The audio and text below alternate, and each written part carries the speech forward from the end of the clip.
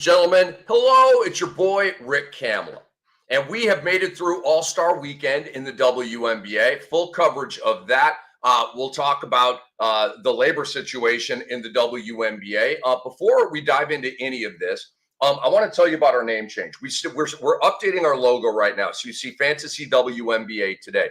We're updating that. That's not the name of our show now. Is SportsEthos WNBA Today. Sounds great. Got a nice ring to it. Flows right up. It just falls off the tongue. All right. SportsEthos WNBA Today. That is the new name of the show. And we proudly put this show on for you, the basketball world. I don't know who else is doing this. I keep saying this, like shout out to Aaron Brewski and Andre Lemouche. It's their brainchild here. Hey, let's do a WNBA show. I'd love to do a WNBA show. Who else is doing this? I mean, seriously. So we rock it. We're proud of it. And let's dive in. I do my top three and my bottom three from the last week in the WNBA. It's how we start the show. It's Phee's world. Number one, the homie, Napheesa Collier, a.k.a. Phee. 36-9, a new scoring record in the WNBA All-Star Game. She wins All-Star MVP. She hit back-to-back logo threes, which were four-pointers in that game. I have thoughts on that coming up a little bit later on. I want to keep this ditty right here to Napheesa Collier because she's on a roll, guys. Commissioner's Cup MVP, Unrivaled League MVP, WNBA All-Star MVP. She is well out in front for regular season WA MVP. And, obviously, as we've said all year, I feel like Minnesota and New York are on a collision course for the mountaintop. Can Indiana crash that party? Can Phoenix crash that party? Can Atlanta crash that party? I don't think so. Can Vegas crash that party? I don't think so. If teams make like a huge seismic shifting trade, we can have a different conversation. As the league is constructed right now, I don't see it. I see a collision course between Minnesota and New York, and they're 1-2 in the league right now, right where we thought they would be. And Phee's going to have an amazing chance to win WNBA Finals MVP. And I believe she's going to. Again, Minnesota's powered by the loss last year. New York won. They're coming off a victory. That's different. It creates, as I say, a little bit of a pendulum swing, intangible-wise and edge-wise, to the team that lost the previous year. I've seen this time and time again, really in all sports, okay? Again, it doesn't go to hockey, Major League Baseball, NFL, NBA. I've seen this a lot. I've actually seen it in the WNBA as well. So that has been my proud prediction. It is not based on me being, from Minnesota. I said that pretty oddly, didn't I?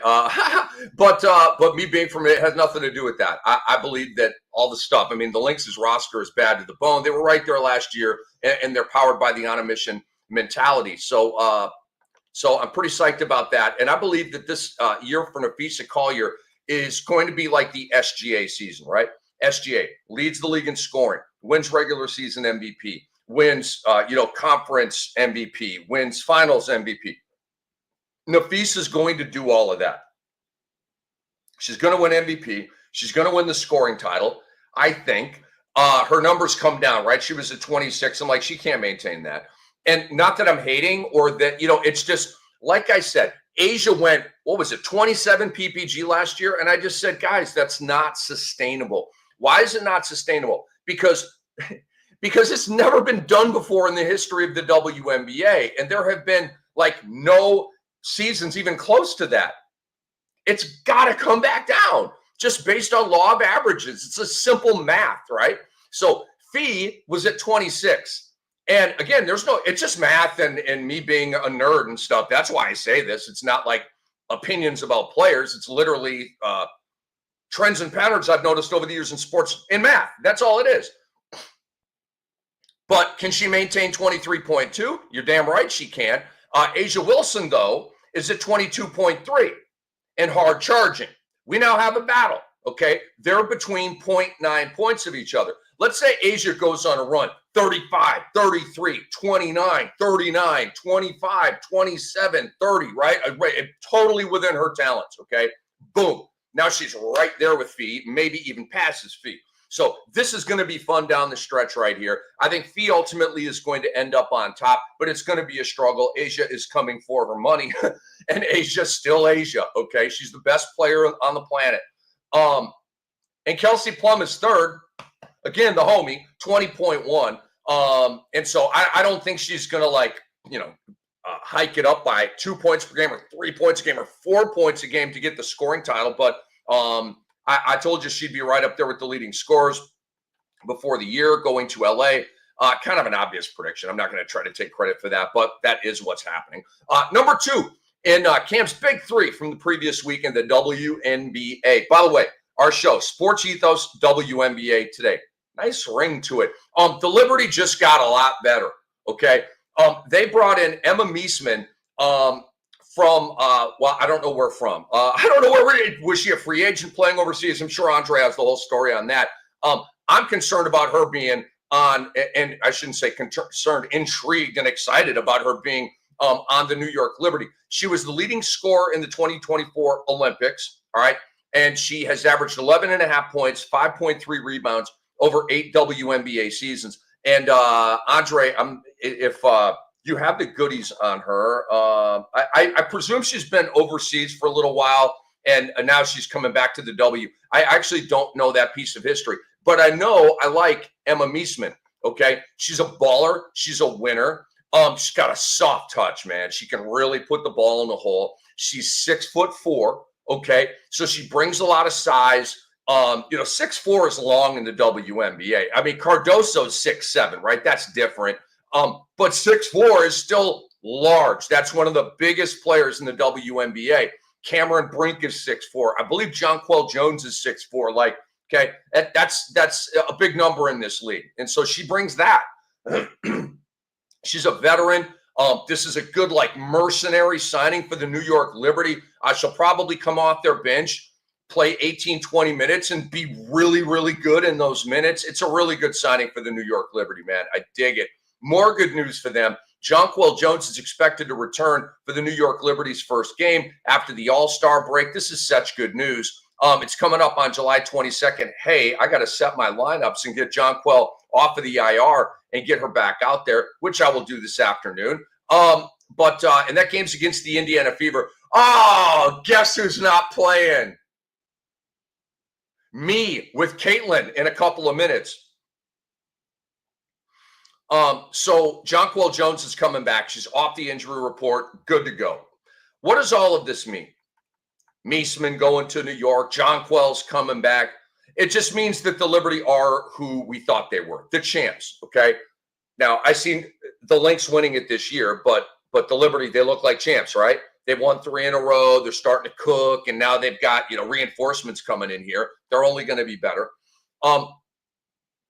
Right now, the Lynx are 20-4, 3.5 games up on the New York Liberty. I'm not sure the Liberty are going to make up that gap because Minnesota's not going to blink. They're not going to let up. They're not going to pull the throttle back on the boat. They're not. They're just not. They're locked in. They're going for it. I think they're going to win, the regular season. I think the Liberty are going to make it interesting. I don't think the gap at the end of the year will be 3.5. I think it'll be, 1 or 2. I think it's going to be tough. And the games that the Lynx and the Liberty play, down the stretch are going to be colossal games.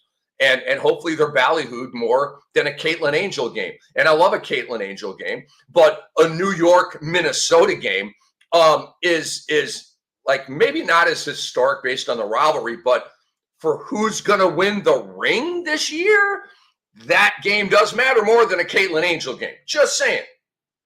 I'm not trying to pour water on a Caitlin Angel matchup. I love them just like you do. And shout out to the Liberty, man. More good news, I guess. They sweep skills night, All-Star Friday night, with Natasha Cloud. And I didn't watch that whole competition. I don't watch the skills competition in the men's game. I don't. I hate it. I think it's so stupid. You throw the ball through holes and you dribble and I just don't like it. I've said it a million times. I just don't like the event. Shout out to the winners. Okay, no disrespect. But I just don't like watching it. It's not for me. Sorry.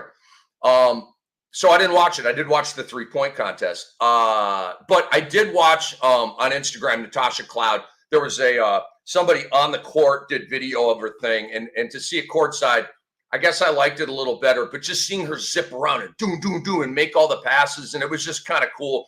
And Sabrina was watching the clock. And when she went and made her last shot, and I guess beat the time to beat, again, and Sabrina is sprinting across the court and like hard hugs her. I thought that was super cool. Man. Great moment for the New York Liberty. Shout out to Sabrina Unescu, wins the 3-point contest for the second time in her career. The second of many, I believe. Okay, so pause on that. I'll get back to Sabrina Love here in a minute. Andre, thank you, Andre, for giving me the goods here on Emma. Emma was with the Sky in 2022, playing for Fenerbahce in Turkey. Just won the Eurobasket women with Belgium and was the tournament MVP. This guy, Andre Lemouche. Shout out to the great Andre Lemouche. Andre 007. Just, I've got a million nicknames for Andre, but that's the one I feel like rocking right now because he's got all the goodies on Emma Meesseman. He said she also played in the W from 2013 to 2020 with the Washington Mystics. He says she's an incredible basketball player, fantastic IQ, size, skill combo. And Andre, the one, I'll be able to look this up real quick. I think she's got a ring or two in the WNBA. She has not. Wait a minute. That's Caitlin Clark. Yes, WNBA champ. Finals MVP? What? How do I forget that? That was 2019 with Washington. She was finals MVP when she won the chip with Ella Delle Donne. Shout out to Ella Delle Donne, man. The Lyme disease thing. My God, it's a basketball tragedy. I hope like her life is, with that health issue. Like I hope she's okay and stuff like that. She was so awesome.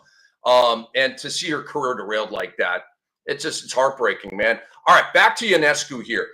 Second time she won the 3-point contest, right? And think about, I want to get into some commentary here. Sabrina Unescu went toe-to-toe with Steph Curry. Never forget that, please. Okay? Sab won against her peers, her colleagues, okay? The best in the world. That's awesome. Going toe-to-toe with Steph Curry and almost beating the greatest shooter of all time, and there's no debate on that, was just gigantically impressive for me. I wasn't really that surprised because, like, we all know Sabrina's a badass and she can really, really freaking shoot. So I wasn't like, oh, my God, I can't believe – I wasn't like that, but I was just so impressed. There's a difference between being impressed and being surprised, and a lot of people don't understand that. When you're surprised, it's somebody's, defying expectations. When you're impressed, it's like they're kind of meeting your expectations, but they exceeded those expectations, so it becomes impressive. And Sab did that for me. The commentary I want to get into here, I believe that Sabrina Unescu is the best shooter in the WNBA. I don't care about, 3-point percentage. I don't care about that because, you can look in the NBA and maybe Luke Kennard, right, is leading the NBA in 3-point percentage. Does that make him the best 3-point shooter in the league? Of course it doesn't, right? There's volume involved and a whole bunch of different stuff. And so, for me, this is like an eye test thing, and just seeing over time, what happens here with Sabrina. So many huge shots going back to college, in the pros. She's a champion, right? And has made so many huge shots, and she's got the logo 3. And what I want, I'm not sure we're ever going to get it, but I would like to see. I need to see Caitlin Clark and Sabrina Unescu in a 3-point contest. Okay? No more ducking it. No more running. No more injuries. No more excuses. I forget why Clark was not in the 3-point shootout last year. I think it was because she just didn't want to do it. And that pissed me off. I know. She's Miss Americana, and we can't criticize her. It's going to go viral. Rick Kamla's mad at Caitlin. I don't care. I love Caitlin Clark. but I say, and I've said my entire career, if you don't think that we, opinion makers, can be critical of what we love, you don't understand sports media and beyond. Okay? Are you critical? I mean, I don't even want to go down the road. Caitlin Clark needs to do a lot of things, and I'll get to her and missing all these games. She didn't even play in the All-Star game in her city. I mean, which I predicted, by the way. Like, it's just very, very frustrating to me. But I don't want to hear Caitlin Clark's the best shooter in the world. I've actually said this, okay? She's the best passer in. I haven't said that. She's the best passer in the WNBA. I've been saying that, and I mean that. And I'll die on that hill. Shooting wise, I've said she's one of the best shooters in the WNBA.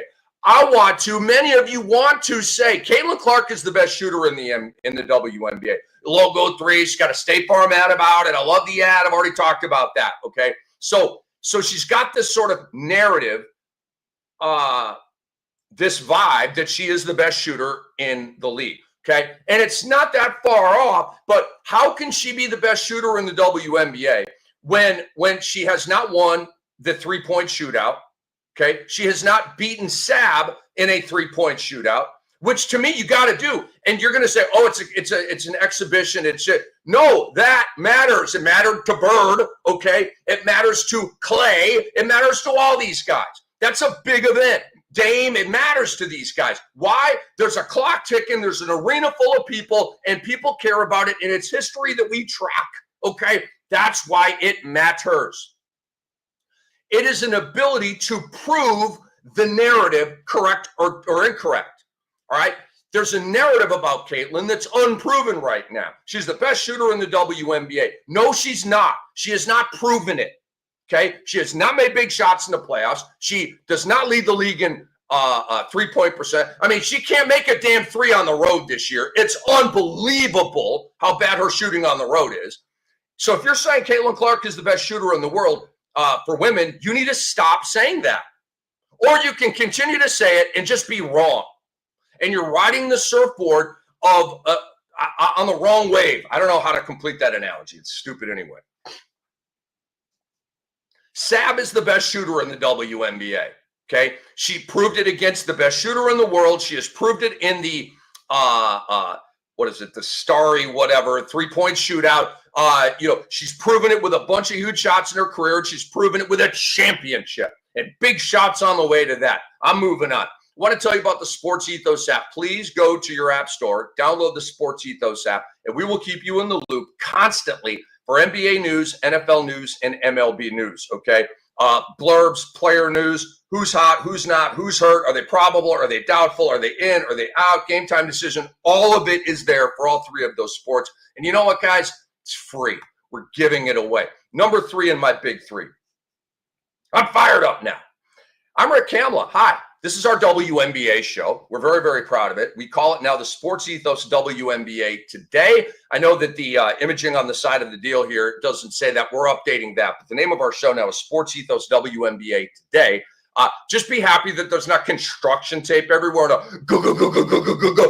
So we're a little bit under construction here, but it's not that bad. Like you go to the airport, and you see it's some of the construction at airports I've seen is pretty crazy and pretty loud and pretty annoying. All right, number 3 in my big 3, Cameron Brink. Do you guys remember Cameron Brink? You guys remember her? Tall blonde, kind of a big deal, Sports Illustrated model and all this kind of stuff.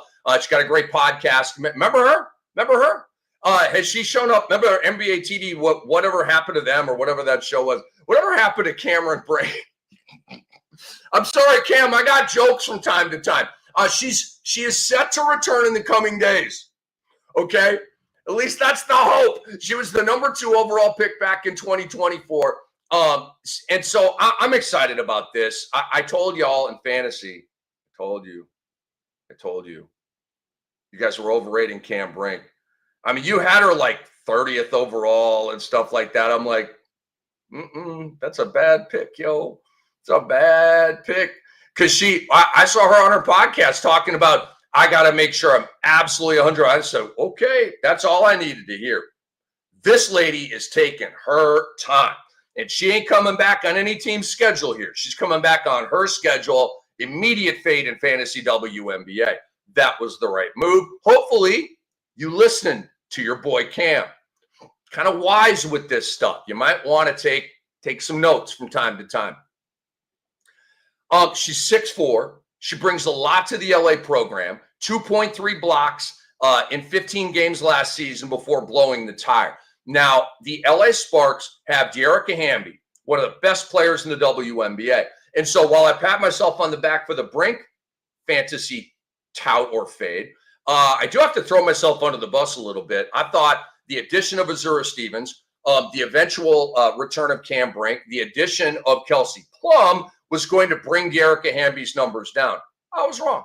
I'll take the hit on that. She's been everything in a bag of chips, okay? Just absolutely. And Azura Stevens has been fan-freaking-tastic, okay? Like a really, really strong player this year. Kelsey Plum, obviously, we talked about her at 20 per game. Rakia Jackson is doing her thing, all right? So that's a cluster, really, really solid cluster of 5 players. Cam Brink, role and all that kind of stuff. I think this is rather easy. I really do. You bring her off the bench, to start. And then things kind of sort themselves out. God forbid anything happens to Hamby or Stevens. Pardon me one second. God forbid anything happens to them. However, injuries sometimes happen. All right. And so that's what I say. Sometimes it just like solves itself. So Cam Brink comes back, eases back into it a little bit off the bench. Okay, cool. No problem. Unfortunately, maybe something happens. Boom. She goes back to starting. Or maybe she's just a super sub, right? In her first year back. I don't know. But this to me, you can find 20 to 25 bench minutes a game for Cam Brink. Now, I don't know if we're hurting feelings here. Okay. I don't know that. And I don't know how I would feel about that. To me, you're coming back from an ACL midstream. You should take the role that your coach has for you, and it should be about earning back your stripes.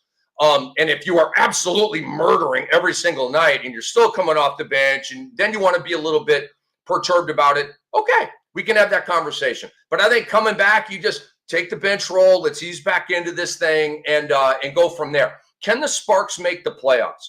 Yes, they can. I don't know if they will. I wouldn't bet any money on it, but yes, they can. All right. It's possible. If you're an LA Sparks fan, okay, gather up, get psyched. Like, right? Your team's going to make a run at this. Cam Brink's coming back. I mean, who doesn't like watching Kelsey Plum play basketball? She is as swaggy as it gets. She's cocky and petty and swaggy and sassy and like, so skilled, right? And just has a fun, dynamic game. Like, just go watch her and hope for the best. Like, LA Sparks fans, you guys got something to watch here in the second half. They're 8-14, which looks really crummy, but you're 3 games out of the last playoff spot. Washington's 11-11. The Las Vegas Aces are 11-11. GSV is 10-12. And then you have LAS, the Sparks, at 8-14. Right behind them is the Chicago Sky. Go get Arike Ogunbowale, and you in Chicago with Angel Reese can make the playoffs. If you don't get Arike, not making the playoffs. It's like that. So we talked about Kelsey Plum a little bit. I got a stat for you on Kelsey while we're on the Spark. She was the only guard to average 20 points per game in the first half of the season. That's pretty cool. She's been rolling lately. There's been a 4-game stretch recently where LA has won 3 of those games, okay? So they're building a little bit. That's another reason why Cam Brink comes in off the bench, right? You don't want to disrupt a team in a good rhythm. But she's been 20.6 dimes with almost 2 steals per game over the last 4. She's been absolutely fantastic. 3rd in the league in scoring, 6th in assists, 12th in steals. She is having the FU spite season that I told you she would have, leaving Vegas for LA. All of that has happened. I want to tell you about the SportsEthos website, sportsethos.com. We have a fantasy football draft guide over there. We're doing what nobody else is doing. We've got you covered for the NFL. We've got you covered for college football. That's where your boy Cam comes in. And it's super cheap. It's $6 a month, 60% off right now. There's no reason if you're a fantasy football head and you're like, I got this, but I do want to sort of plug into one website and just sort of have a checks and balances with my opinion. We are that website, okay? So go to sportsethos.com, fire up our fantasy football draft guide and all the other content over there, articles on a variety of sports. We have other subscription plans. We'll grandfather you in, so as we raise value, your price is going to stay locked in. It's all over there. Go investigate it if you could. Let's get to my bottom three in the WNBA over the last week. Caitlin Clark needs to get into better shape. We're about to have a difficult conversation right now. Not next week, not next segment, right now. I'm over it. The WNBA is over it. I promise you. Caitlin Clark can't keep pump faking us. If you keep pump faking us, everybody will turn off on you. Okay. And you're Miss Americana right now. You are America's darling right now. All of it's cool. I don't begrudge it. I'm not jealous about it. I don't dislike her because of it like a lot of WNBA players do. It's fact. I don't. All good. Ben Affleck had his moment. J-Lo had her moment. I don't know. Miley, I'm just thinking about random stars, right? Like, cool, you're having your moment right now. I do. Good for you. Seriously, good for you. Make generational money. Awesome. Okay. All good. However, your boy is going to be critical when it is warranted. And it is warranted. Guys, she has had 4 non-contact injuries this season to different body parts. 4. And when she's played, she's been really bad. Some pop games, and she's made some history. But for me, we told you last week, she's like the first 200-point, 100 assist, fastest start to assist. I'm like, how? She's missed 10 games. Okay, so I don't care right now in this moment what the stats say. I don't care. Her efficiency's been incredibly bad, especially on the road. It's an eye test thing, too. Their record's 12-11, okay, due to her missing games, and also she hasn't been full Caitlin Clark on the court. Why hasn't she been full Caitlin Clark on the court? Why has she suffered 4 non-contact injuries to 4 different body parts? Why? Because she's not in good enough shape. Who else is saying this? I don't care. I have seen this before, okay? Travis Kelce, last year in the NFL. One of the reasons why the Kansas City Chiefs didn't win the Super Bowl. Travis Kelce was awful. His legs were in mud all year. And you could say, he's getting old. And I can say, he went Hollywood, bro. Remember, he had his moment. He's doing jab commercials. He's in State Farm, all these Mahomes commercials, right? How'd last year look for Travis Kelce? It was awful. A complete, like, your space shuttle crashed to Earth, bro. Okay? Why? He went Hollywood.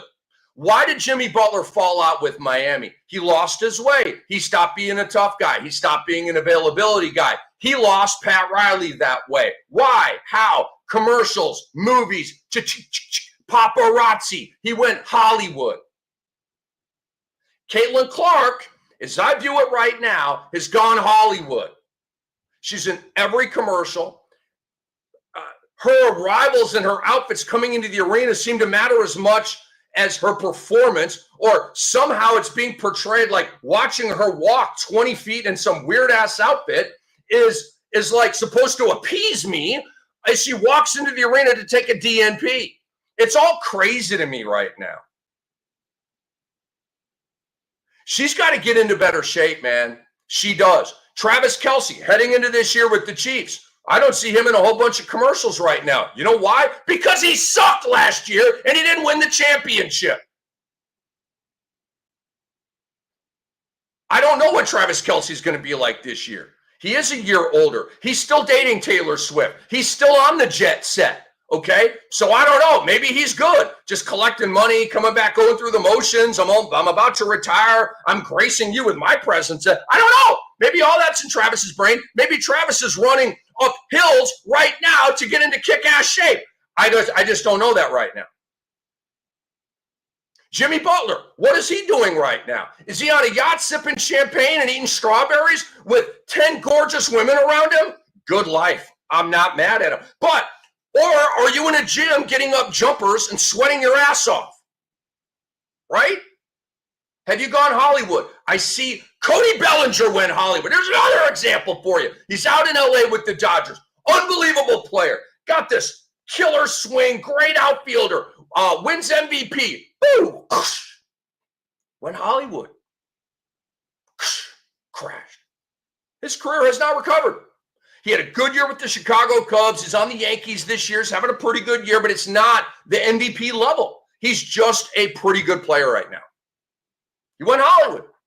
I've seen this time and time again, okay? And I'm seeing it right now with Caitlin Clark, and I'm sounding alarms about it. Ding, ding, anybody sending alarms. Rick Kamla's concerned that Caitlin Clark is not in good enough shape to withstand the rigors of the WNBA season. Put it on a headline. Put it out there. I'm saying this. I will die on this hill. She's not in good enough shape. You can't have 4 non-contact injuries in the first half of the season. So are we going to have 8 for the year? Are we going to have 8 non-contact injuries to 8 different body parts? That's the pace that we're on right now.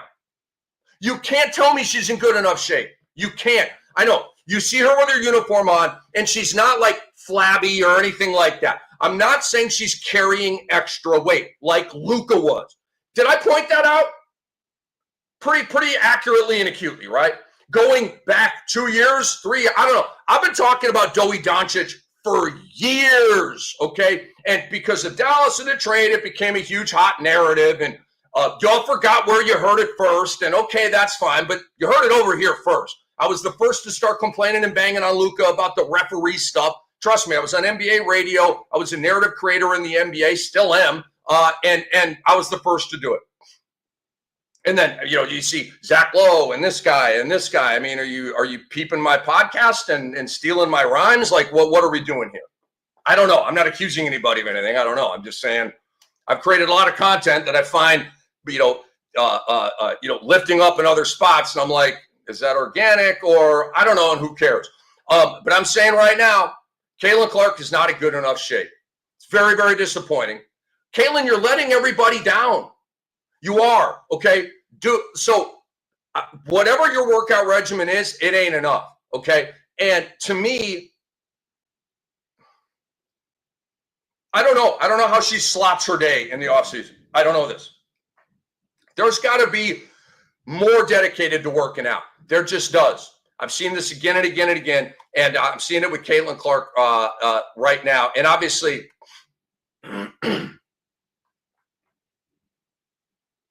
I mean, she literally torpedoed WNBA All-Star Weekend. Torpedoed it. Imagine All-Star Weekend in the WNBA if she and Sab went head-to-head in the three-point contest on Friday night. The whole nation would have been watching that event. Whole nation, okay? Imagine, I promise you the ratings were down for the All-Star game because Caitlin Clark didn't play. I promise. I bet you, and Andre, I don't know if these numbers are out yet.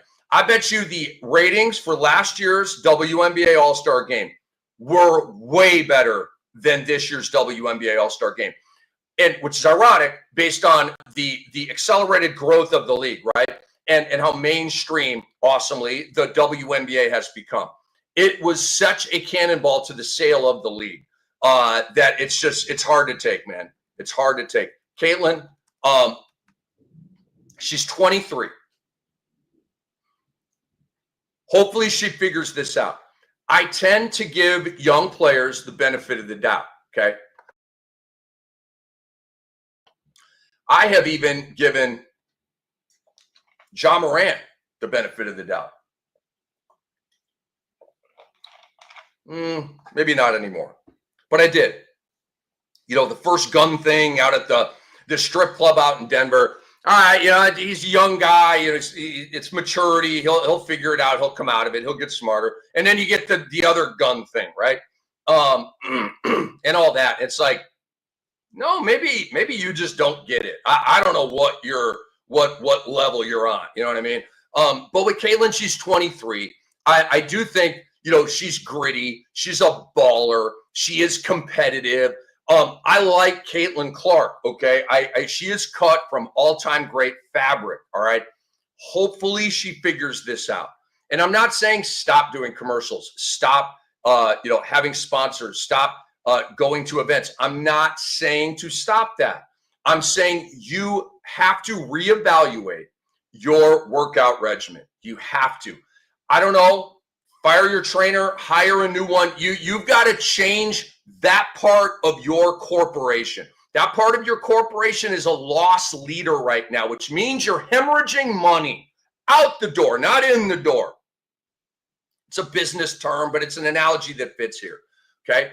This is about maturity and development. It's about learning from your mistakes. And so hopefully Caitlin like looks in the mirror like, dude, this ain't good enough. Okay, we got to fix this. We got to do something. That's what the greats do. You have a problem, you solve it. Okay, Magic Johnson, tragic magic. He lived in a hole for 2 months or whatever it was, came back and won the next championship, won 2 others after that. I mean, that's what you do. Okay, that's what you do. You learn from your mistakes. You turn negatives into positives. And so, Caitlin, I'm fully giving you the benefit of the doubt. I'm fully anticipating that you're going to figure this out. I'm fully anticipating that you're going to fix your workout thing and your conditioning thing and your core strengthening and your leg strengthening and your arm strengthening. And I don't need you to come out here looking like Arnold Schwarzenegger, okay? But think about Steph Curry, okay? Steph Curry, the knock on him, sinewy guy coming out of college. We're going to knock him around. We're going to be physical with him. And you know what? It worked. And then Steph got stronger, Jordan style, okay? And then he started kicking everyone's ass because if you can't beat on Steph and take him out of his game that way, you lose. And Steph's rocked up now, okay? He's a rocked up dude, all right? And I'm not saying he's like lifting buildings or anything. He doesn't look like Orlando Woolridge or Ben Wallace out there. But you look at Steph, he's got definition, bro. He's got biceps. You can tell that like he's rocked up. He's ready to go. He's got a coat of armor is what they say. Caitlin Clark needs a coat of armor, okay? She don't have it right now. And that's why she's picking up these injuries. Caitlin, I love you. Figure it out. And that's all I got to say on it. All right, number 2 in my bottom 3. The All-Star game itself was low quality. And I feared it would be. And it was what I thought it would be. Now, it was born of one of 2 things, all right? Either the WNBA players half-ass boycotted the game with lack of effort due to the pay issue, or, and I actually don't know the answer to this, or NBA entitlement is contagious. Because we know that NBA players, man, you want me to play in an All-Star game? Yes, I want you to play in an All-Star game for 20 minutes and really 1 quarter. Yes. Oh, that's too much to ask, man. No, I'm blowing this off. No, man, I'm playing this All-Star game. And this is from Doncic to Jokic to all kinds of different players, right? Jokic and Luka are completely allergic to the All-Star. I mean, they hate the All-Star game. How dare you bother me and take me out of the club for this stupid All-Star game? I mean, that's literally how they are, okay? So I don't know the answer to that, but it's one of the 2. Because last year, the effort in the WNBA All-Star game was better. It wasn't like off the charts, but it was better, noticeably better, okay? We had the first ever triple-double. And shout out to Skylar Diggins, okay? Like, the history was cool, but I got to pour water on it. I do. Skylar, maybe earmuffs or something. I don't know. I'm sorry. I love you, but I got to do what I got to do here. Okay, so is it a coincidence that the first ever WNBA All-Star game triple-double and the most assists ever in a WNBA All-Star game came in the worst WNBA All-Star game probably that's ever been played based on effort? Is it a coincidence? No, it's not a coincidence. Okay, so good for you, Skylar. Good for you. It's all I got to say. I'm not moved or impressed by that because the game was like, okay, if a guy in the NBA All-Star game right now scores 50 points, I could not care less. I'm not, oh my God, he scored 50 in the NBA. Well, everybody should and score 50 in the NBA All-Star Game. There's no defense at all, ever. Okay? Like, I'm not impressed by that. It's like, okay, he had 51 in the, I don't care. It's a game that literally none of the players want to play in. Okay? And it's gross and it's a bunch of stuff. More proof that this was the worst WNBA All-Star Game ever. Your boy comes at you from different, sometimes it's left field, sometimes it's Mars, sometimes it's Planet Cam. It's the way it is, man. I'm Rick Kamla. This is the SportsEthos NBA Today. New name of our show. We're going to get our imaging caught up with that very, very soon. Napheesa Collier at 36, okay? The all-time record for points in the WNBA All-Star Game. She beat the record set last year by Arike Ogunbowale, who had 34, okay? It's no coincidence that is the rise of the WNBA and that, I don't know, like last year's All-Star Game was like pretty good with effort and stuff like that. But 34, then 36, we're going the wrong way here. It should be getting harder, not easier, okay? Now, I want to talk about the 4-point play. And again, I'm not in hater mode. I'm not in get off my lawn mode. No, I'm a basketball analyst. This is what I do. If a lot of you love the 4-point play, cool. I'm not mad at you. It's probably here to stay. All good. But I can have my opinion on it. I don't like it. It makes the game more of an exhibition. It makes it kind of a laugher. Oh, look, it's, the big, right? Like like a big lady or like a center, that does usually, and oh, she's out of the logo 3, and it's a brick, right? Like that turns the game into a laugher. It cheapens the game, okay? It sets a tone that this is a vastly different game than the regular season. So your thoughts, your competitive drive, all that stuff in the regular season, it causes you to drop it a little bit. Let your guard down a little bit because the game is different now. There's a 4-point, little circle in the logo, and AT&T gets their little spiff every time and all this stuff, right? It changes the game. It cheapens the game. It makes it more, and here's the thing. It plays with your mind a little bit, right, as a player. Am I really full octane here? There's a 4-point shot. It feels like we're kind of in the driveway right now with Ma and Pa. Okay, I don't know. Given the rise of the WNBA, the stratospheric rise of the WNBA, they do not need to resort to gimmicks. You don't. You're there. You're here. You've arrived. You don't need to do this. This is what the ABA used to have to do back when they were trying to compete with the NBA, and very few people cared about the ABA. They had to resort to gimmicks, okay? And those gimmicks were portrayed beautifully in semi-pro with Jackie Moon, played by Will Ferrell. It is my favorite Will Ferrell movie, I think. There's a lot of them.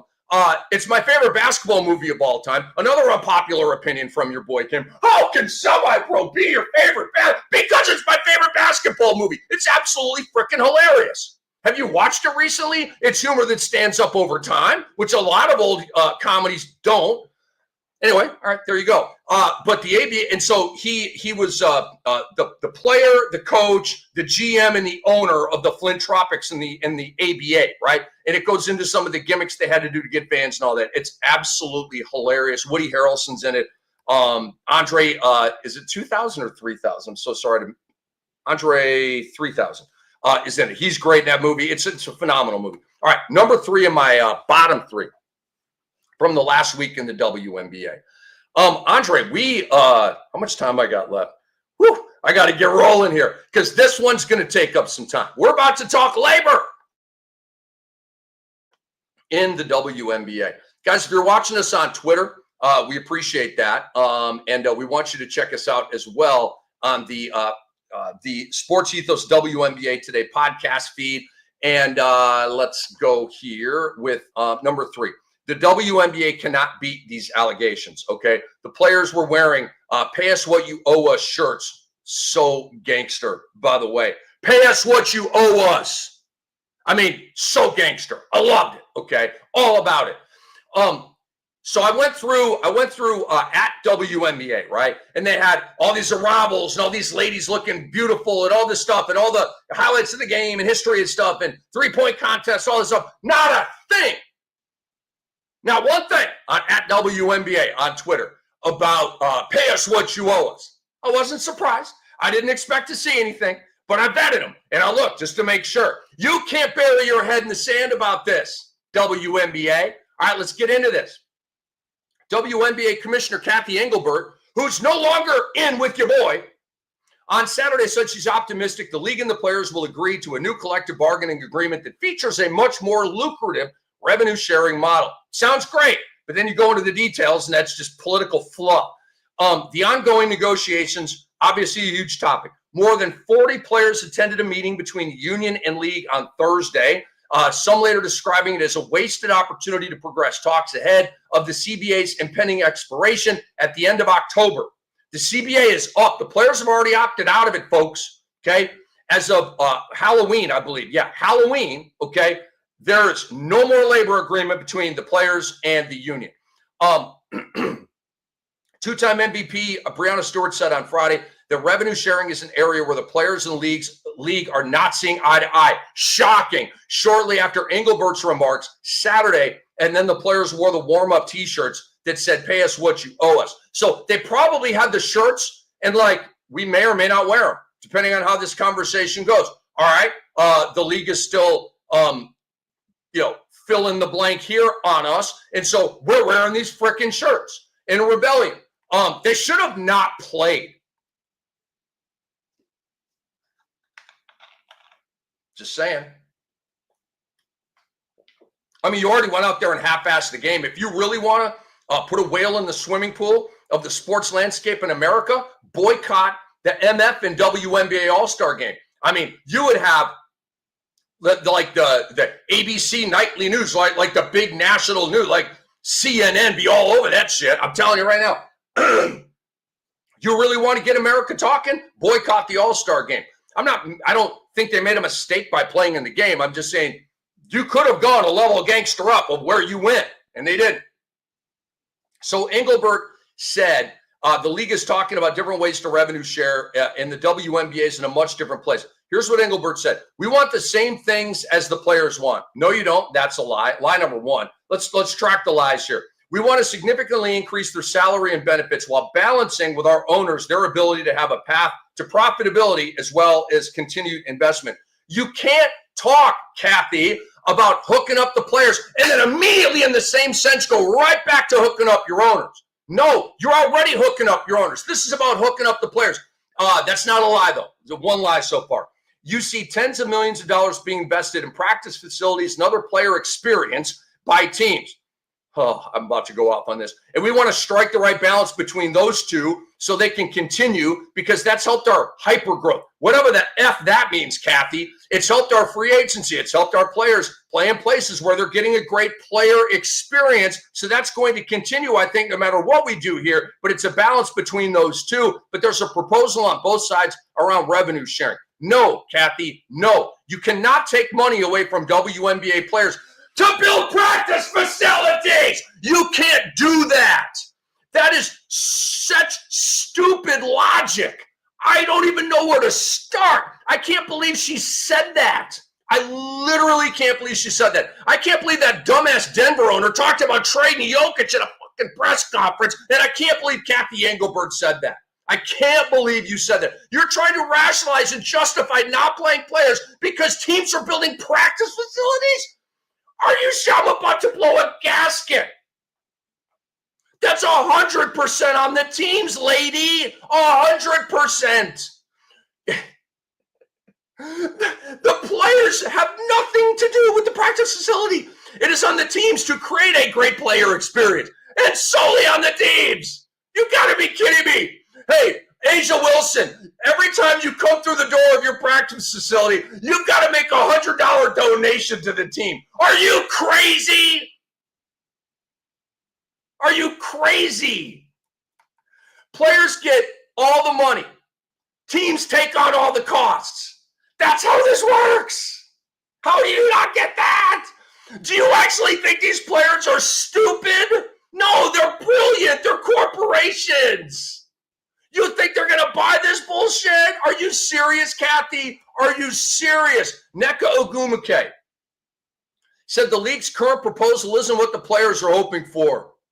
NECA, I love NECA, so I'm not going to like get smart with her, but yeah.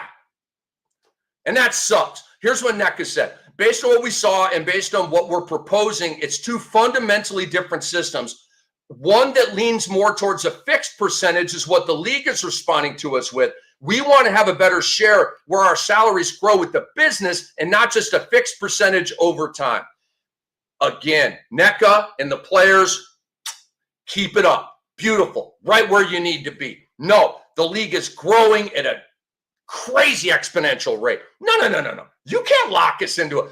We all want to get locked into a fixed percentage if it's good with an interest rate, right? On a house, a car, stuff like that. A fixed apartment rate in a New York City apartment. Those things are cool, fixed, right? This ain't cool. You want to cap our earning potential as the league growth goes out of control based on our blood, sweat, and tears. You got us effed up over here if you think that's how it's going down, okay? And I think I pretty appropriately speak for the players when I say that. I promise you that's how they're feeling. Guys, this is going to be a fight. I got 4.5 minutes left here. This is going to be a fight. I got the NBA show coming up around the corner. I appreciate, this is Kathy Engelberg. I appreciate how many players came to the meeting. I thought it was great. That's a lie. That's lie number 2. Communication is important. I didn't want to read the rest of this. It's all garbage. It's all political fluff, okay? Here's where we're headed. We are headed for labor unrest. We are headed for lost games, okay? We are. We are headed for the season not starting on time in 2026. We're headed for probably no All-Star game next year, okay? Not that anybody cares at this point. Caitlin never plays games. I don't know. And then the effort thing, okay? Okay. But we are headed for labor unrest. We are headed for a lockout, okay? The CBA, again, expires October 31st. Players Union has already opted out. They need to reach a new agreement before next season, or the season could be delayed, canceled due to a work stoppage, okay? Guys, if the league lets this happen amid the epic rise of this sport, okay? And this is even bigger than the sport. This is about women in America getting one up on stuff, right? Like a come up for women in America. And that still matters, all right? Women, I think, first voted a little over 100 years ago, right? Like, women have had a struggle with equality, with getting jobs, with being looked at the same way as a man, going for the same job with the same qualifications. All of this stuff probably still goes on today, but it's been a huge issue for women for decades and generations, okay? So that fight still continues for women, okay? And they're winning this one.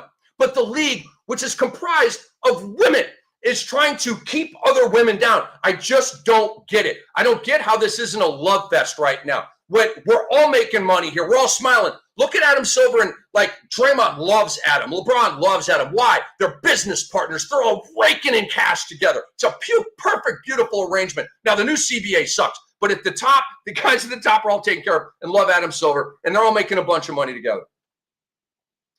Guys, if the league allows this to happen, if the league allows a work stoppage to happen, lockouts to occur, missed games, a missed season, it is going to be one of the most colossal, maybe the most colossal mistake in the history of sports, okay? Because it's the derailing of a league when you don't need to do it. And you think about labor issues with the NBA over the years, and it's millionaires fighting with millionaires, okay? But there's a lot of history of that. And the NBA was already, kicking ass and at a very high level and stuff. This is about the ascent of the WNBA. This is about girl power, okay? And to ruin all of that and greatly thwart the progress of all of that because you're being greedy, okay? It's pathetic. This one is not hard. Bring the ladies along with you, okay? They're not going to ask for everything. They just want what's fair. And you are not willing right now to give them what's fair, Kathy Engelberg, and that absolutely sucks. And you, Kathy Engelberg, are probably going to turn into a villain very, very soon. And you strike me as a person that wants everybody to like you, okay? There's a lot of us out there. I prefer people to like me and not dislike me. I think most of us are like that. Get ready for a lot of dislike. I'm not going to drop the H word, although that may happen as well, Kathy. This is on you. You run this league. You have influence. You talk to these people. You can make this happen. Kathy, call Adam Silver, please. He will take your call. He will help you. Don't call Caitlin Clark. Call Adam Silver. Get his help. I'm sure Adam would love to be a consultant with you and help you through this. I'm Rick Kamla. Big shout out to Andre Lemouge, new name to the show, the SportsEthos WNBA Today. I love you guys. I love the WNBA. I'll see you next week.